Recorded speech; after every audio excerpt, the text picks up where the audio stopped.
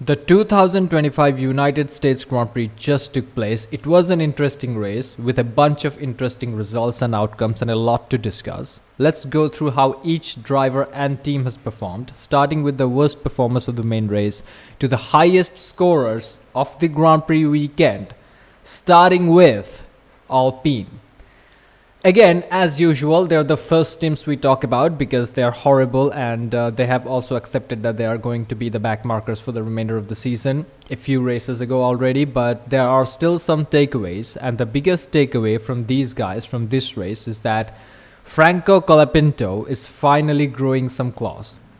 And I'm not just saying in the sense of closing the gap to Pierre Gasly in terms of performance. That has been happening. I think before Baku, I think somewhere around Hungaroring and like a bit after that, Franco Colapinto has been closing the qualifying gap to Pierre Gasly, and recently in the United States Grand Prix at COTA, he made a nice overtaking maneuver, which was a little bit aggressive on his much more experienced teammate Pierre Gasly, who is the Max Verstappen of Alpine. So basically, Colapinto had more life left on the tires, and from the pit wall, he got the order that you should not overtake your teammate and just hold position. He just didn't give a fuck and overtook his teammate anyway. It was fun for the TV. Maybe the radio message was a bit delayed, but either way, glad to see that Franco Colapinto is regaining some of his confidence that he lost, because last year when he was in Williams, he crashed a bunch of times, and this year he had a rocky beginning to his Formula One debut, like his full-time Formula One scheduled debut. But recently, since the last few races, he has been understanding more. He has been getting used to the pressure of Formula One and all this type of things. He is definitely understanding the car more and the technical things more, making sure that the tires are in the operating window. So he is definitely finding more performance in the car. Excited to see what these guys can do in the following season. Obviously, they'll be running the Mercedes engine, so there's a little bit of hope. Up next, we got Williams.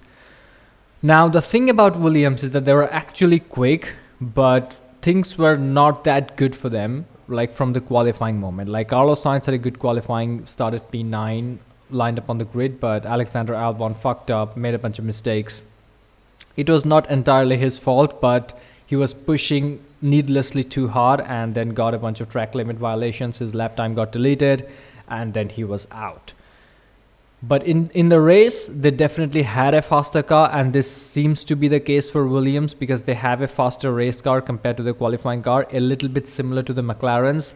McLarens, like if you remember Singapore 2025, McLarens also had like that issue, and the Williams also had like a similar-esque type of performance. I think Williams and McLaren are a little bit similar to one another in that regard.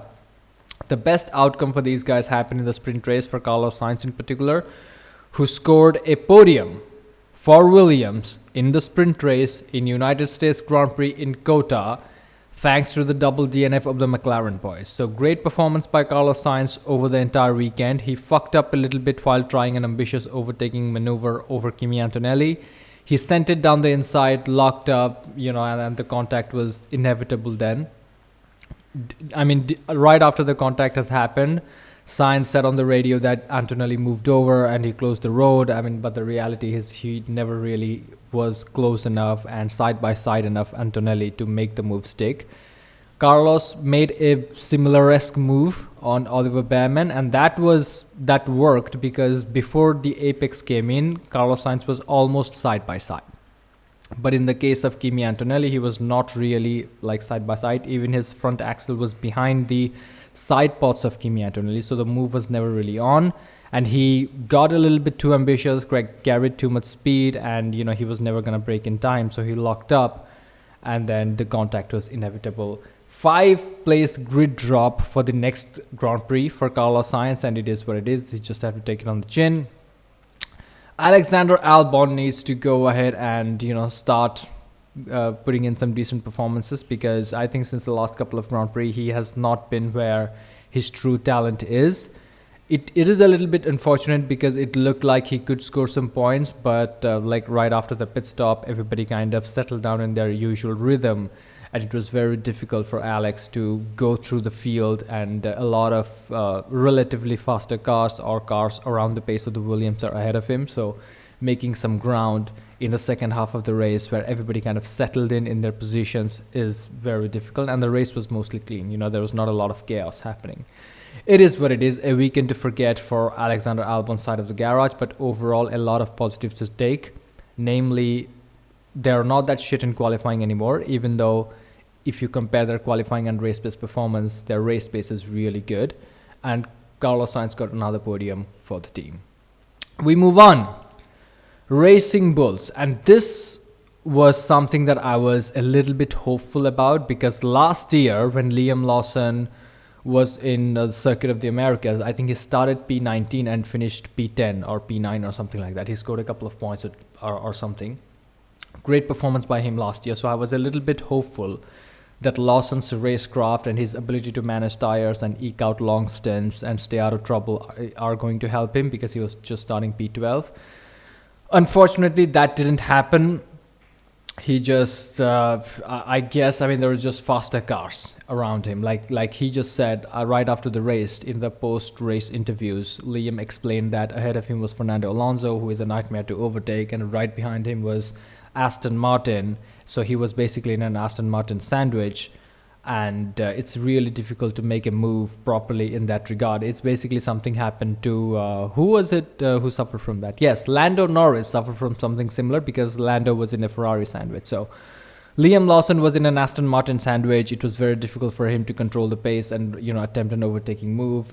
It also gave him less freedom in terms of managing the tires, like pit strategy or whatever. Isaac Hadjar kind of shot himself in the foot by crashing in qualifying session.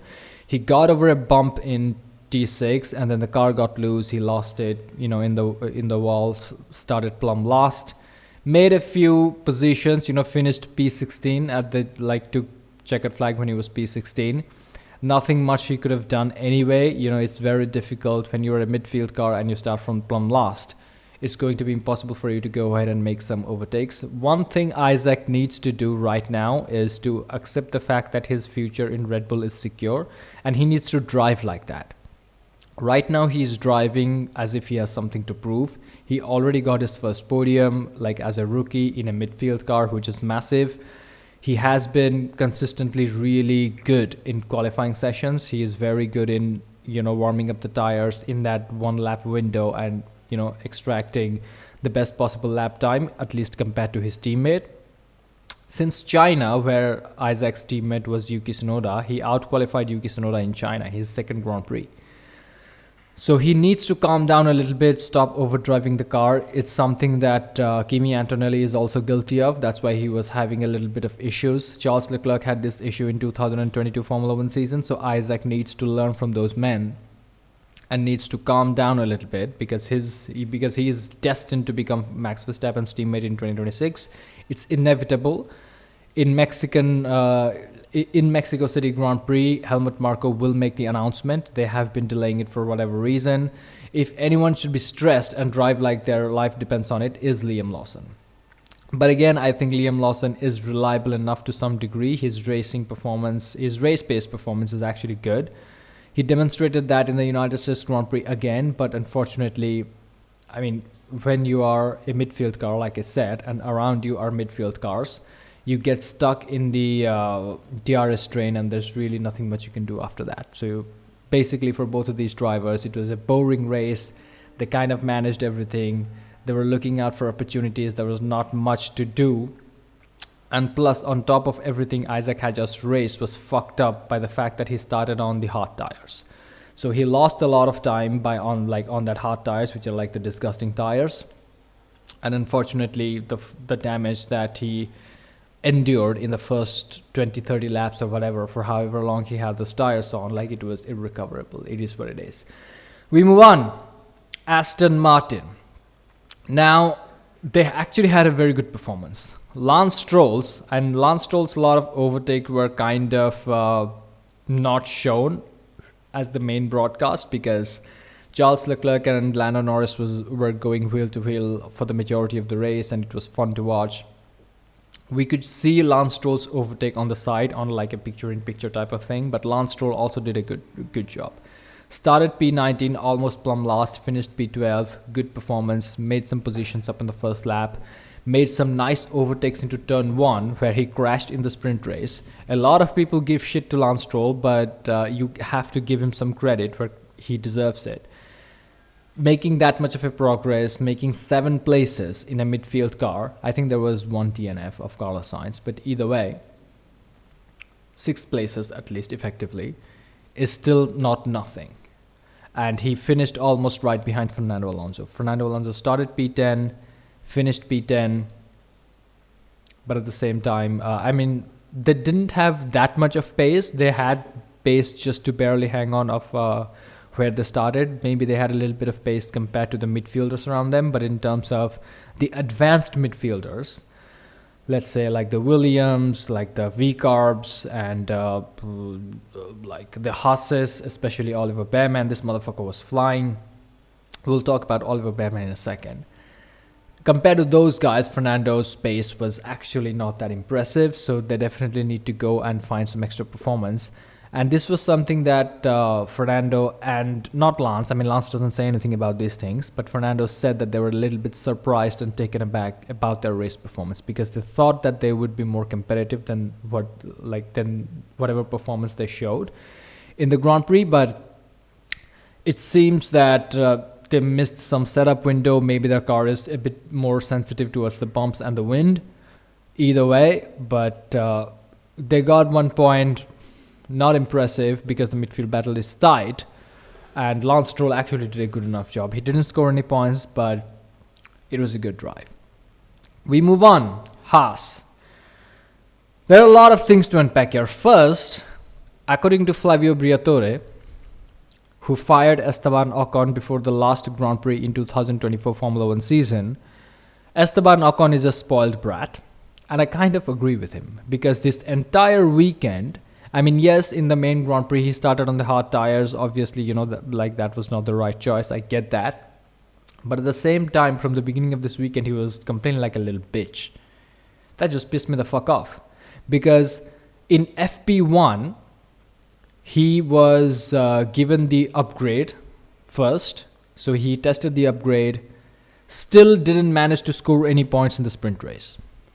Oliver Behrman got the upgrade in sprint qualifying. He figured it out immediately, got some performance, scored points in the sprint race. I think he scored 1 point in the sprint race.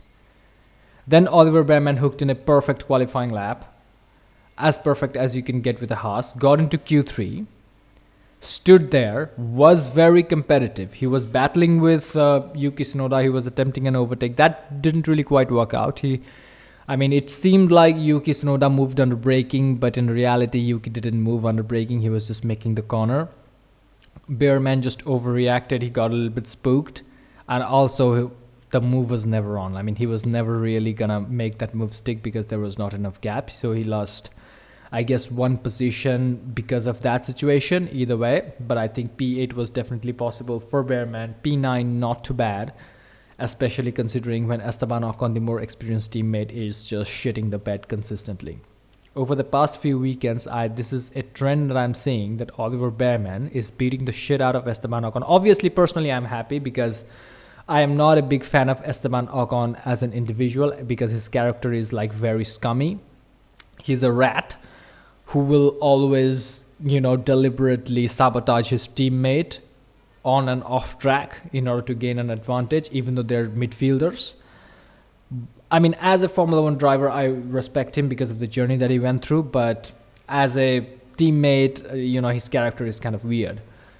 Right now, I'm extremely happy that Oliver Behrman, my favorite rookie of 2025 season, is beating the shit out of him consistently, not just in qualifying, but also in race-based performance. Earlier, Behrman's strength was in qualifying, but now it seems like he is hooking up the perfect laps, perfect strategies, and managing the tires well over the course of race distance. So I'm really excited to see how the next remaining races pan out for the young British driver as he continues to outperform the French. We move on. Sauber.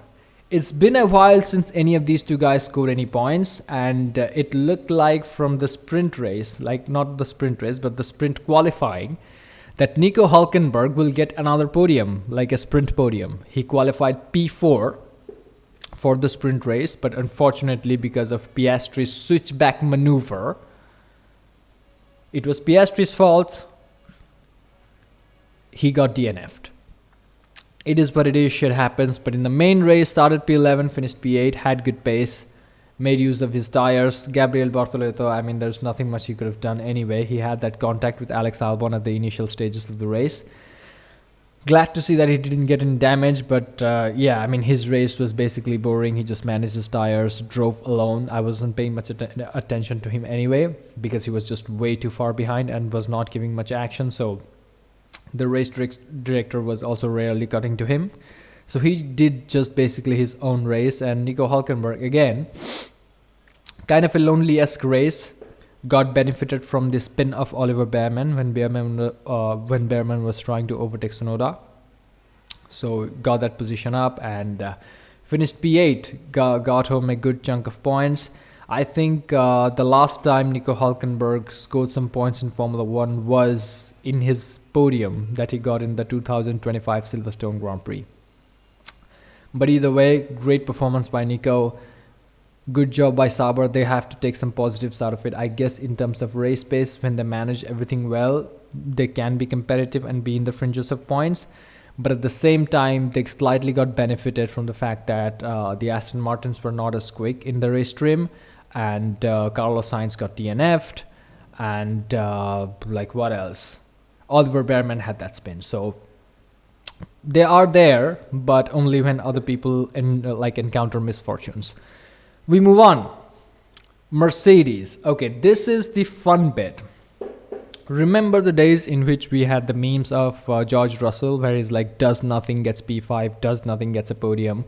This one does nothing, loses 2 positions in the first corner of the race. And that was basically it. They didn't really have any kind of competitive pace to put the pressure on the guys ahead. It's just that where you slot in is where you're going to finish.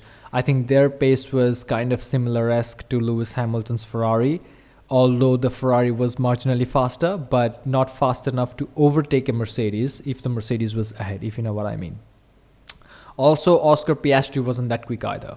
We will talk about Piastri. So, George Russell losing 2 positions at the start, that basically sealed his race. And even though Piastri and Hamilton, if they were behind George Russell, they couldn't have overtaken him. Still, they were relatively faster in free air, so they just pulled away, and there was no such pit strategy that Mercedes or Russell could do. I mean, they tried, they waited for VSC and whatnot, but that obviously was not going to work. And, finished P6, a solid race. Right now, the thing which is more interesting is the battle for P2, because right now in the championship standings, I think Mercedes are P2. If I'm not wrong, let me just go and check that. Team standings, yes, Mercedes are P2. Mercedes, Ferrari, and Red Bull Racing, they're all split by 10 points. Red Bull Racing, or as I call them, Verstappen.com Racing, has 331, Mercedes 341, Ferrari is somewhere in between. So that's the most interesting part that I have seen, is that Mercedes, Red Bull, and Ferrari are split by 10 points. So these incidents which happened with Kimi Antonelli today are going to be very costly to Mercedes in the constructor standing scenario, because right now we are 5 races to go and things are just getting more and more excited. Because first we have that obviously exciting title fight for the driver's title. Max Verstappen is going to win. He is going to snatch his 5th in a row world title. But the second exciting thing that we have to look forward to in the next 5 races is the battle for P2 in the constructor standings between these 2 guys and the Ferrari boys and Max Verstappen from Red Bull. If Verstappen just keeps on winning the way he does, which I think is going to happen, I think Red Bull can regain P2 in the constructor standings, which is going to be wild. It's going to be fucking insane if Red Bull go back up to P2 in the constructor standings and Max Verstappen wins the Drivers' Championship. So we will see how that pans out. But Kimi Antonelli, Nothing really he could have done. He qualified as well as he could have. He was just slightly behind George Russell. The problem is, if you're a tenth and a bit behind your teammate, that's basically 2 positions because the grid is so closely bunched up. So Kimi Antonelli qualified as well as he could have, but the incident with Carlos Sainz that he had was not his fault, so he was just taking the corner as he should have. Carlos Sainz was not really wheel to wheel. He hit the apex first. He gave him gap in that part of the track as much as he could have. Unfortunately, these type of things happen. He got spun around, and that basically dropped him way out of the points, and it's very difficult to recover that. Like if you have like half of a race remaining and a lot of people have completed their pit stop, so it's very difficult for that, especially if you're a rookie. You don't want to overdrive the car, you don't want to have a DNF. He tried his best. I think he dropped down to P17 or P16 or something like that, but he definitely made some overtaking maneuvers towards the end of the race to finish P13. It is what it is. We move on. Ferrari. We thought, after what we saw in Singapore, that this will be a disastrous weekend for Ferrari, but it was actually very good. P3 and P4. I think they finished P3 and P4 in Austria. Obviously, that happened in Austria because Max Verstappen DNF'd, Kimi Antonelli DNF'd.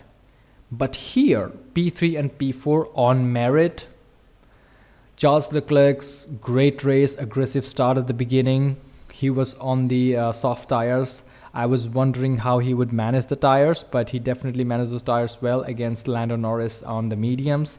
And this is what I usually say about Lando Norris, is that he is a little bit of a pussy when it comes to attacking the car in front with all conviction. Or maybe his mediums was not that fast anyway, I'm just being a dick probably. But either way, Charles Leclerc, aggressive race start strategy to start with the softs, made that move.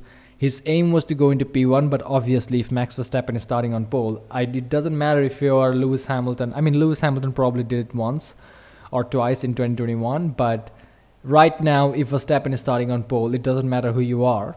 He is going to lead into turn 1. And if you dare to challenge him, be prepared to crash. So Leclerc managed to make one overtake at the race start, which was Norris, and that was crucial in protecting his P3 position, because down the line, Norris, even though Norris made the overtake, he was actually safe from the guys behind, namely his teammate Lewis Hamilton, who was fast. Lewis Hamilton did make an overtake on Charles Leclerc in the sprint race, which was very interesting and fun to see. Here also, I think at some point in the race he was challenging, but he was not really that close enough to make the challenge anyway. Leclerc was flying, and then behind him Norris was flying. The only time that Lewis Hamilton was catching Leclerc and Norris was when they were squabbling wheel to wheel and losing time to each other. That was only when Lewis Hamilton was closing up. But regardless, Lewis's race was well managed. After the pit stop, he dropped a little bit too back, so there was not much he could have done. I was kind of hoping that Lewis would just do the hammer time thing where he just pushed all the way to the end, for the last few laps. But I genuinely don't think he had the pace to put pressure on Norris or Leclerc after that, because maybe towards the end of it, where Leclerc lost a lot of his tire life battling Lando, but at the same time, Lewis Hamilton, he had decent pace, but he was not as quick as Leclerc on the race stream. After a disappointing weekend in Singapore, it seems like Ferrari have found something that even they don't understand. Leclerc said it right after the race that we need to go ahead and see why it was such a good turnaround, and he said this right after the qualifying session as well, that he had some answers, but he doesn't know if those answers are right. Lewis is also a little bit surprised about how their performance was, because in FP1 they were nowhere, and then things started to get better as they progressed through the weekend. So it's really good to see that the Scuderia is still competitive, because they are now going to make the battle for P2 in the constructor standings much more exciting for all of us. Ferrari versus Mercedes versus Red Bull for constructors, P2. P1 is already taken, but the Drivers' Championship is still at large. So we move on. The McLaren boys. First, Oscar Piastri is folding under pressure. I don't give a fuck what anyone says, but Oscar Piastri right now is not as cool, calm, collected guy that he used to be at the initial part of the season, because right now, since the Monza Grand Prix, he is consistently losing points to Lando Norris and more importantly to Max Verstappen, because Lando you can bully, like some wheel-to-wheel battle, make some, bold, aggressive overtaking maneuver, and, Lando will go for moves that are not there. His racecraft is not as good as Max Verstappen, and Piastri has battled Norris before, so he kind of knows how he operates. He kind of has the data of Norris, access to Norris's data, to know where he is strong, to know where he is weak, in order to manage the situation around him. But Piastri right now is shitting bricks because Max Verstappen is only 40 points behind him in the championship standings, and he's gonna get wrecked. The rate at which he is losing points to Verstappen is fucking impressive. After Zandvoort, he was 104 points ahead of Max Verstappen, and there he just said that, yeah, I'm starting to think about the World Championship because we're getting closer to the end of the season, blah, blah, blah. 3 races later, that 104 points lead has reduced to only 40 points lead over Max Verstappen, and now this guy's shitting bricks. Throughout the United States Grand Prix weekend, Oscar Piastri has not improved his performance, which is wild because usually that's what he does. He starts the weekend slow, maybe a couple of tenths behind Norris, and gradually he finds that extra bit of performance, extra bit of stability, extra bit of grit to push past his teammate and beat him in the Grand Prix and score more points than him. That hasn't been happening now.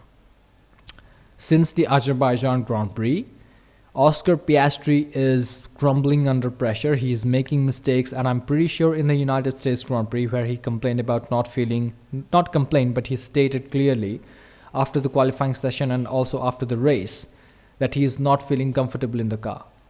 The primary reason why he is not feeling comfortable in the car is because he is now jittery. He is now feeling the pressure. He feels that he needs to aggressively set up the car to make it go fast so that he can beat Lando and more importantly Max Verstappen. And in the course of that, he is fucking it up. He is, asking more out of himself. He is, setting up the car in the wrong ways. That's my theory anyways. If this happens consistently over the remaining 5 races of the season, Mexico City Grand Prix is right next week. We will see how Oscar Piastri performs in comparison to Lando and Max. We will see how comfortable he is in the car. But I genuinely am starting to think that Piastri is now losing his calm and coolness because Verstappen's pressure is that real. And it's not only reflecting in his performance, which we saw in Azerbaijan, we are also seeing it in his gritty mindset, in his mindset of attacking, which was not there in Singapore. Oscar Piastri is not the type of guy who generally lets get shoved off by his teammate and not make any progress in that type of situation, not take advantage in those type of situations. Additionally, in Singapore, he wasn't really putting that much pressure on Lando Norris in the initial stint. Right now in Kota, he was behind Lewis Hamilton comfortably, and he was not putting any kind of pressure on Lewis Hamilton in the course of the race. He was not even in his DRS, I think. And Lando Norris, on the other hand, in the race, he was pushing Charles Leclerc, who was the faster Ferrari. So Norris was constantly challenging the faster Ferrari and eventually overtook him. I think Norris overtook Leclerc twice in the race. But Oscar Piastri wasn't even challenging Lewis Hamilton, which is insane to see. So Piastri definitely is losing his cool, his ability to learn the track, learn the car, and match the setup to fit the characteristics of the track effectively, as he did in the initial parts of the season. And I think in the remaining 5 races, it's just a matter of how many points he loses to Max Verstappen per Grand Prix. And the numbers are definitely not in his favor, because going into the United States Grand Prix, Oscar Piastri was 63 points ahead of Max Verstappen. His objective should have been, to reduce as much damage as possible. And he could have done that because Verstappen had to score 10, 12 points over Oscar Piastri consistently in order to win the World Championship. He lost 23 points in one Grand Prix weekend. He lost 8 points in the sprint by DNFing, and then in the main race, he lost, I think, how many points? I think 15 points to Max Verstappen. The DNF in sprint is Oscar Piastri's fault.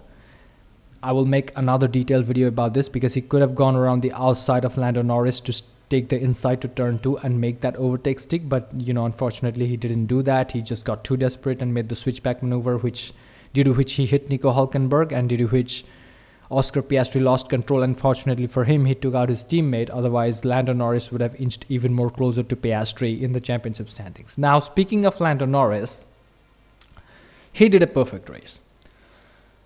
We have to give respect to Lando Norris. I have been calling him all sorts of things in this video and some previous videos as well. But at the same time, perfect weekend for Lando Norris. I don't think he could have done anything better.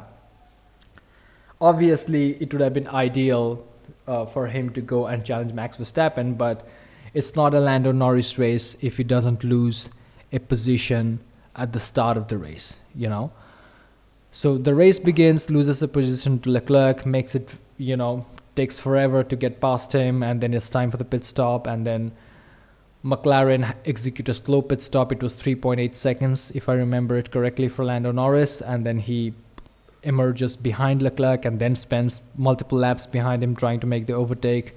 And then he had, fortunately, the assistant of his race engineer, Will Joseph. Eventually, he got back. And in free air, he was actually matching the pace of Max Verstappen, which is impressive to see because Verstappen was, him and Red Bull, they have found the perfect setup. And in windy conditions around a bumpy track, Norris was finding the pace. And this is something that I said about Norris. One of his strengths is that as the race progresses, Norris becomes better and better. If you want to overtake Norris, you have to make sure you do it earlier in the race, because in the later stages of the race, he's going to be so strong, so dialed in, and so focused, you cannot overtake Norris. And that was you could see that. After he overtook Leclerc and he was in clear air, he was pushing like crazy and he was matching the pace of Verstappen, and he was, going into the zone. Obviously, I don't think that he could... My eyes are fucked up. Obviously, I don't think Norris could have made the overtake on Max Verstappen work, because Verstappen is very good at defending. He would have, pushed him wide, but it would have been fun to see the battle between these two. Finished P2 to Max Verstappen's P1, still in the fight. I discounted Lando Norris and I thought that he was out of the title contention. But it seems that the nerves are now getting to Oscar Piastri, and Lando Norris's experience is now going to become a factor to help him eke out the advantage over Oscar Piastri. It will be insane. It will be really insane if Oscar Piastri finishes P3 in the championship standings. It will be really insane. Trust me on this. Because Piastri, at a time, we thought that it was done. At a time, it looked like it was Oscar Piastri, like after Zandvoort, after the Dutch Grand Prix in Netherlands, it looked like it was Oscar Piastri's championship to lose. But right now, it looks like he can come P3 in the championship standings, because Lando Norris's consistency and his pressure, he's slowly chewing away the lead of Oscar Piastri. And the Oscar Piastri after the Dutch Grand Prix, who said that, oh yeah, I'm thinking about the championship a little bit like that, but I'm still taking it race by race. That calmness is gone. That confidence on yourself is gone. Lando Norris is much more closer, and Max Verstappen looks more motivated than ever. And right after the United States Grand Prix, this is bad news for Piastri and Norris. Max said, that I can see the title, which means these motherfuckers are gonna get fucked up. So either way, great performance by Norris. Oscar Piastri fucking it up. We have to make another video to talk a lot of shit about Oscar, because right now he's asking for it, so I guess we will see about that. We move on. Why are we not moving on? Yes, we move on. Verstappen.com Racing. Every time I put Red Bull Racing, Yuki Tsunoda scores some points. Now, when I put Red Bull Racing, Yuki Tsunoda doesn't score any point. When I put Max Verstappen Racing, Yuki Tsunoda scores some points, which is weird. But I'm not going to make any change. Yuki Tsunoda, let's talk a little bit about him. Great performance by him. He fucked up in the qualifying session. Something is going on with Yuki in the qualifying session. Earlier, he said that in the long-term pace, he was struggling, but right now it looks like his quali pace is also dropped. But his race pace is now very impressive, because in the sprint race, he made up 11 or 12 positions and finished in the points. He finished P7 in the sprint race, scored a couple of points. In the main race, he finished P7, scored some points, so double point scoring weekend for both Max Verstappen and Yuki Tsunoda, and this now gives them a decisive chance at beating Ferrari and Mercedes to secure P2 in the constructor standings, which can very well happen. Because Verstappen, the way that he is driving and the pace of the Red Bull and the consistency and the perfection in which they're executing every session, it looks like the remaining 5 races he's going to win. And I said this after Singapore. Verstappen was fighting for pole, and he finished in P2.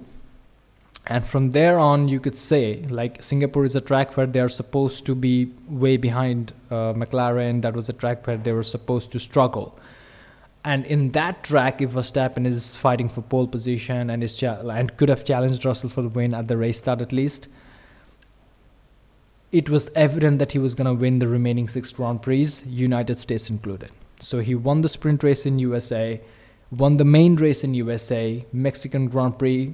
I mean, that's a Red Bull track. Last year, Ferrari, won because of Max Verstappen versus Lando Norris shenanigans. But this time, Ferrari are weaker, and it seems like Red Bull has a faster car. Then we go to Brazil. It's a Verstappen track. If it rains, it's a definite Verstappen win. Also, it's a sprint weekend, so anything can happen. And then we got like the Middle Eastern tracks, which are, much more mathematical and tactical. So I guess we'll talk about it when we'll talk about it. Abu Dhabi is a favorite track of Max Verstappen for a variety of reasons. So right now, it looks like Verstappen.com Racing is on its way to help Max Verstappen secure his 5th in a row world title. Only 40 points behind. I think he can do it, because right now, there are 5 races remaining. He only needs to outscore Oscar Piastri 8 points per race. Before going into the United States Grand Prix, it was like 11 to 12 points per race. Now it's 8 points per race.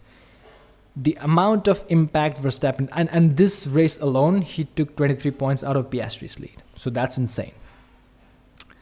And I'm just excited for the remaining 5 races. There's really nothing else I would want, and many of us would want, to see Verstappen steal the World Drivers' Championship after seemingly having zero chance, because for a point in the season, it looked like Verstappen will be racing with car number 33 in the 2026 Formula 1 season. But now it looks like Piastri and Norris better watch the fuck out. The papaya rules, boys. I mean, they're not ready for this, because Verstappen is going to win the remaining races. Yuki Tsunoda is still confident and is racy. If he improves his qualifying performance a little bit more, he qualifies in the top 5 around that, and gets in the way of the McLarens and helps Red Bull secure some good points, they can not only help Max Verstappen secure his 5th world title, but also steal the P2 in the constructor standings away from Ferrari and Mercedes. A lot of exciting things to look forward to. I'll make a few more videos about the title fight situation and everything else. Thank you for watching, like and subscribe, and I'll see you in the next one.